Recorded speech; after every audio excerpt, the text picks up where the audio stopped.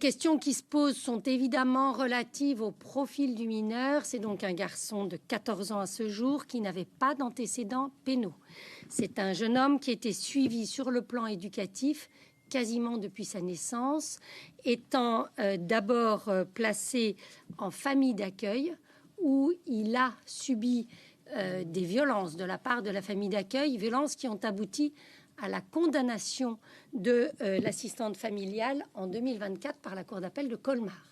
Il a ensuite été placé en établissement où il se trouve encore à ce jour avec sa scolarité au collège de Benfeld. Il avait attiré l'attention pour son goût pour les armes, pour tout ce qui a trait à la Seconde Guerre mondiale, avec des références nettes au nazisme.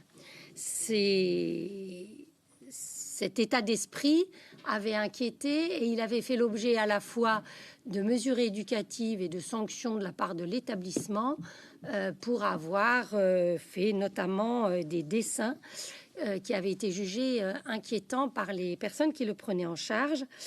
Il avait d'ailleurs bénéficié d'un suivi psychologique et psychiatrique dans le cadre de la procédure d'assistance éducative, suivi dont on nous dit qu'il l'investissait peu, mais qui était encore travaillé.